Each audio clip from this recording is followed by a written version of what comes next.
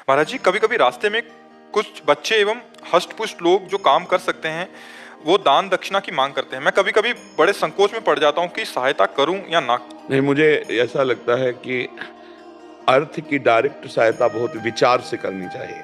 रुपया देना बहुत विचार पूर्वक, क्योंकि वो मदिरा पी सकता है, आपके पैसे से वो मांस खरीद सकता है, वो गलत आचरणों में जुआ खेल सकता है, वो ड्रग्स ले सकता है। तो अगर आपको शरीर पोषण के लिए चाहिए तो हम भोजन दे सकते हैं। जहां नजदीक भोजनालय हो आप हमारे सामने पाइए, पैसा हम उसको दे देते हैं या भोजन खरीद के दे देते हैं। अगर सर्दी लग रही है आपको तो हम हमारी जितनी सामर्थ्य है हम आपको वस्त्र दे सकते हैं। अन्यथा अर्थ देने में पहले हमें जांच करना पड़ेगा कि अर्थ का सदुपयोग होगा कि दुरुपयोग। अगर दुरुपयोग हुआ तो आप हिस्सेदार बने, वो पाप आपको लगेगा। तो इसीलिए जहां धन दिया जाता है तो वहां पात्रता की, लेकिन भोजन में पात्रता की जरूरत नहीं। भोजन का सब अधिकारी है। ठंडी लग रही, वस्त्र देने में पात्रता की है वो, पर पैसा देने में पात्रता की बात देखनी है कि पैसा बहुत संभल के दे। नहीं तो आप मान लो 2 किलो सेव खरीद लिए, एक एक सबको दे दिए। आपको अगर ऐसा लगता है 10-20 समोसा खरीद लिए, एक एक सबको दे दिए, हो गया। अर्थ देने के लिए हमारी थोड़ी बुद्धि कहती कि सावधान होकर के ही देना चाहिए, क्योंकि प्रायः लोग दुरुपयोग करते हैं। कोई अर्थ का सदुपयोग करता है, उन्हें प्रायः दुरुपयोग करते हैं। कोई न कोई व्यसन, कोई न कोई नशा आदि ऐसे ना। तो हम नशा के लिए पैसे नहीं कमा रहे। हमारा पेट भूखा है तो आप भोजन पा लीजिए, सर्दी लग रही तो हमें से जो बना वो हम आपको वस्त्र दे सकते हैं अंदर। आपने आगे लिखा है कि कुछ लोगों ने इसको व्यवसाय भी बना लिया है। हाँ, बिल्कुल बिल्कुल व्यवसाय नहीं, बहुत तरह की सब। तो हम इतना ही प्रार्थना करेंगे कि जिसकी श्रद्धा हो 1 दर्जन केला ले लो, 2-2 बांट दो, फल बांट दो, भोजन दे दो, आवश्यक हो तो उचित वस्त्र दे दो, बस इससे काम चल जाएगा। क्योंकि इतना जैसे जीव को अगर हम अर्थ, तो फिर जानकारी हमें होनी चाहिए कि अर्थ का दुरुपयोग करने वाला व्यक्ति तो नहीं है। अगर ऐसा है तो उसको हम अर्थ का सहयोग कर देते हैं। जैसे हमको तब से ज्ञान हुआ, दर्शन करने राधा वल्लभ जी के जा रहे थे तो एक बच्चा, एक महिला, एक छोटा बच्चा, एक पुरुष का बाबा जी सुनो सुनो। उनका जी, तो उनका मैं महाराष्ट्र का हूँ जी, बताइए। तो ट्रेन में हमारा मथुरा में सब कुछ लूट गया।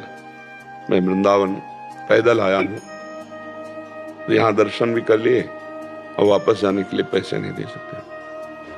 और दूसरे दिन देखा वो दूसरे व्यक्ति को फंसा के खड़ा किए हुए, वो हमसे बात ही नहीं किया। वो तो जिस आदमी को फंसा रहे थे वो तो चला गया, वो हमसे बात ही नहीं किया, चल दिए। तो हमें लगा इनका मतलब व्यापार है, क्योंकि ऐसे मांगने में 10-20 रुपया देंगे और किराए की उसमें, अब बच्चा है, स्त्री है, बेटा है, तो लगता है कि बात सत्य होगी। हो सकता है इनकी जेब कट गई, हो सकता है इनकी बेग कोई उठा ले गया हो। मतलब फ्रॉड को पहचानना, क्योंकि फ्रॉड जो झूठ है, छल कपट है, इतनी सफाई से किया जाता है कि अपने लोग तो समझ ही नहीं सकते। वो तो अगर दूसरे दिन दिखाई नहीं देता तो हमारी समझ में नहीं आता। फिर हमें समझ में आया कि मतलब इतनी जोर का। तो हमको दान पुण्य बहुत संभाल के करना है, बहुत संभाल के करना है। बहुत से ऐसे जो मदिरा पान करते हैं, जो ड्रग्स लेते हैं, तो हमको अर्थ का बहुत सोच समझ के दान करना है। किसी का एक्सीडेंट हुआ है, अब वो कौन है मत देखो, उठा के ले जाओ, अस्पताल में ले जाओ, 10,000 50,000 लगा दो, कोई परेशानी नहीं। उस समय आवश्यक था और वो पात्र था, लेकिन वो बैठा है और पैसा मांग रहा है। आप उसे कहो एक सेव ले लो, कहेगा नहीं, रुपया दे दो, एक ही देना चाहते तो एक ही दे दो। मतलब क्या है? मतलब क्या है भाई? भिक्षा में बैठे हैं तो जो मिला उससे अपना उदर पोषण के, भिक्षुक तो यही है कि जो मिला। लेकिन आप देखना, आप 2 केला देना चाहो तो मुश्किल ही हो, तो कहेंगे 1 रुपया देना चाहो तो 1 रुपया दे दो। पैसे की मांग होगी।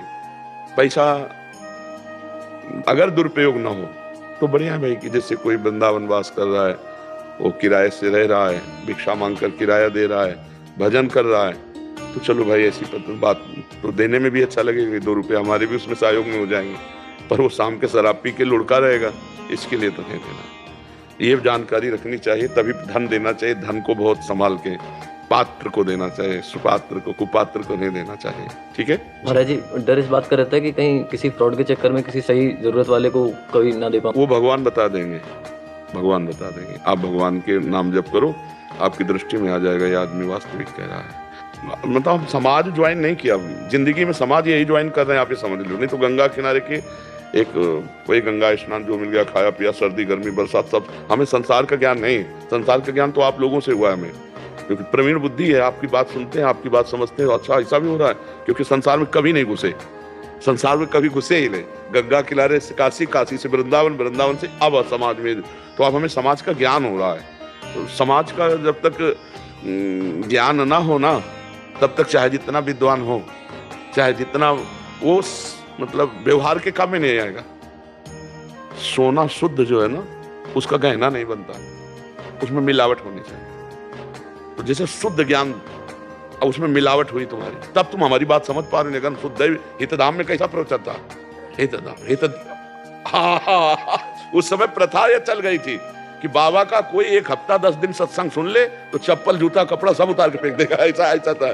तो इसलिए जो सही आदमी होगा तो भगवान अंदर आपकी प्रेरणा कर देंगे कि इसको देना चाहिए। तो बहुत समस्या है, सत्य समझना भगवान की बस की बात है, अपनी बस की बात नहीं। तो भगवान से प्रार्थना करो, जब किसी को आवश्यक हो भगवान हमें संकेत कर देना, हम सेवा कर देंगे, क्योंकि वस्तु आपकी है और आपको ही देना है। तो आप संकेत कर देना, जहाँ से लेना वो आपको संकेत कर देंगे, धोखा नहीं होगा। अगर भगवान को साक्षी रखोगे तो धोखा नहीं होगा, नेत्रों में समझ में आ जाएगा फ्रॉड आदमी या सत्य आदमी। ठीक है। हमारे यहाँ श्री सेवक जी महाराज कहते हैं, सेवक शरण सदा रहे, अनत नहीं विश्राम, कै वाणी हरिवंश की, कै हरिवंश नाम। यदि चतुरासी जी का रोज पाठ कर लिया जाए, परम पवित्र श्री चतुरासी जी महामहिम प्रिया प्रीतम की प्रेम रस से भरी हुई है, तो 84 लाख योनियों से मुक्ति पक्का। देखो आज जो तुम 84 कोष ब्रजभूमि की यात्रा कराए ना, ये आप निश्चित समझ लो 84 लाख से मुक्त होने के लिए सर्वसमर्थ है ये परिक्रमा। अब जो हमारे अंदर वृत्तियां हैं असत, उनका नाश करने के लिए श्री चतुरासी जी है। भवजल निधि को नाव, काम पावक को पानी, प्रेम भक्ति को मूल, मोद मंगल सुखदानी। श्री चतुरासी जी महामोद मंगल सुख प्रदान करने वाली। और ऐसा ही नहीं, छुटी 84 भ्रमंते निरखय जुगल किशोर, निरखय जुगल किशोर भोर और रैन न जाने, पिए रूप रस मत भयो कछु बनय न आने, प्रेम लक्षणा भक्ति होए ही आनंदकारी, और वृंदावन वास सखी सुख के अधिकारी।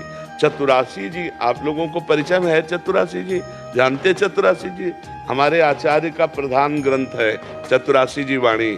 चतुरासी जी के अगर 12 पद रोज गायन करें तो हफ्ता में पूरी हो जाती है, बरसते 84, और रोज पूरी गायन करे तो कहना क्या। और दूसरी बात, नाम, सेवक जी ने 2 बातों पर बहुत जोर दिया है। यदि नाम च हरिवंश नाम बिसरे न छिन, श्री हरिवंश सहाय भल, हरिवंश भरोसे भय निडर, नित गर्जत हरिवंश बल। यदि चतुरासी जी का पाठ और नाम जब चलता रहे तो नाम बाणी जहां, श्याम श्यामा तहां, नाम बाणी सुनत, श्याम श्यामा सुबस, नाम बाणी निकट, श्याम श्यामा प्रगट। नाम और वाणी अगर ये 2 पकड़ लिए जाए तो जैसे 2 पंख से उड़कर के पक्षी आकाश में यात्रा करता है, ऐसे हम नवनिवृत्त निकुंज में पहुंच जाएंगे। कुंज महल की टहल सुख, दंपति संपत्ति पाई है, जैसे रूप लाल हित प्रीति सो, जो 84 गाई है। तो हाँ, ये तो चतुरासी जी परिक्रमा दे आए। अब चतुरासी जी का रोज गायन करो और नाम जप करो तो देखो निकुंज पहुंच, कल्याण तो होता है ब्रजभूमि की परिक्रमा मात्र से, लेकिन श्री जी के पास पहुंच जाओगे ये वादा नहीं है। ये वादा नाम बाणी से होगा। कल्याण तो हो गया, इसमें कोई संशय नहीं। आप 84 कोष की परिक्रमा दे के आ रहे, हमारी ब्रजभूमि महामंगलमयी मोदमयी, लेकिन श्री जी के पास पहुंच जाओगे, इसके लिए श्रीमद चतुरासी जी और नाम है। आचार्य की कृपा से ही श्री जी तक पहुंचा जा सकता है, किसी तपस्या और साधना का फल। तो हरिवंश महाप्रभु साक्षात प्रियाजू की कृपा है, कृपा रूप जो वप धर्यो, और उनकी कृपा है चतुरासी जी। और चतुरासी जी का जो लाभ मिल सकता है वो नाम से मिल सकता है, क्योंकि बिना नाम जप किए बुद्धि पवित्र नहीं होगी। नाम जपत आई सब सोई, देव सुबुद्धि कृपा करी मोही, कोई सुगुन माला रचो। सेवक जी महाराज कह रहे हैं, नाम जपते ही वो बुद्धि प्रकाशित हो जाती है, जो चतुरासी जी के रस को लेने की योग्यता। तो इसलिए खूब नाम जप करो और जितना बन सके चतुरासी जी का पाठ करो, और कोई नशा मत करना। ब्रज 84 कोस की परिक्रमा की, और कोशिश करो कोई पाप ना बने, तो इसी जन्म में हमें लाडली लाल कृपा करके स्वीकार कर ले, आचार्यों की कृपा से निकुंज में प्रवेश हो जाए, जन्म जन्म का दुख और जन्म मरना ये सब छूट जाए। बड़ी कृपा है। और खूब नाम जप करो। देखना, वैसे आप देखो जब 84 कोस की परिक्रमा नहीं लगाए थे तब कैसा लग रहा था, अब कैसा लग रहा है? हल्का लग रहा है ना, पापलस ये। हाँ, ये परम मतलब एक आह्लाद। और अभी जैसे मिले, ये अगर स्वीकार कर लो कि रोज 12 पद चतुरासी जी के पढ़ेंगे और नाम का चलते फिरते उठते बैठते अभ्यास, तो आप देख लेना आपको कैसा, अगली बार मिलोगे तो फिर पूछेंगे कैसा आनंद है। नहीं, अब कोई नया पाप मत करना। जैसे कपड़ा धुल जाए ना तो बचा के रखना चाहिए, कोई दाग ना लगे, तो पक्का धुल गए हो। ब्रज 84 कोस हमारी समर्थ श्री कृष्णमय भूमि है, तो अब आप गंदे ना हो, कोई गलत आचरण ना हो, कोई धर्म विरुद्ध आचरण ना हो, तो फिर श्री जी की कृपा होगी, नाम वाणी की कृपा होगी, हम और आगे बढ़ेंगे। हमारी यात्रा लाडली लाल तक है। जब तक राधा वल्लभ लाल जी के चरणारविंद का साक्षात्कार ना हो तब तक यात्रा अधूरी समझो।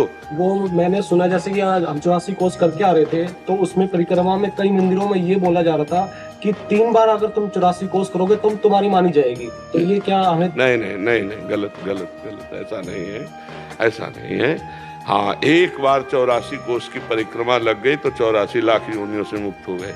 अरे भैया, 3 बार करोगे तो मानी जाएगी, नहीं मानी नहीं जाएगी, तो ये सब फिर ही गई, ये सब फिर नहीं नहीं। देखो गाड़ियों में लगा रहे हो इसलिए, अरे गाड़ियों में लगा रहे हो इसलिए, तो फिर क्या गाड़ी से जाओ? ये गाड़ी नहीं है क्या? शरीर गाड़ी नहीं है क्या? एक बात समझो, जिनको कम समय है और हमारे तीर्थ स्थलों का दर्शन करते हैं, जो परिक्रमा में मिलते हैं, आप गाड़ी से जाओ चाहे पैदल जाओ, आपने दर्शन किया ना, आप उस स्थल पर तो गाड़ी पे नहीं चढ़े। मान लो आप बद्रीनारायण गए तो बद्रीनारायण के जहाँ से गाड़ी से उतरे वहां पैदल दर्शन किए ना, तो धाम के दर्शन, क्षेत्र के दर्शन सब हो रहे। इन सब बातों को मत समझो। हाँ, जिनको सामर्थ्य है वो पैदल दे, जिनकी और सामर्थ्य है दंडवती दे। अब जिनकी समय कम है तो वो दौड़ करके गाड़ी से दर्शन करे आए। तो भगवत लीलाओं के, स्थलियों के दर्शन मात्र से परम कल्याण होता है। अरे तुम तो पूरे 84 कोस की बात कर रहे हो, हम कह रहे मानसी गंगा का आचमन कर लो, राधा कुंड को देख करके थोड़ा जल ऊपर छिड़, इतनी से सारे पाप नष्ट हो जाएंगे। ये हमारी ब्रज भूमि भैया, और फिर वृंदावन धाम, और फिर महाराज जी साथ है, तो हमको क्या परेशानी है? हाँ, अगर तुम्हें ऐसे लगता हो कि 3 बार से पूर्ति होती तो महाराज जी को खड़े करके 4 बार परिक्रमा करके दंडवत कर ले, हो गया। और क्या, सारा वृंदावन सखियों का है।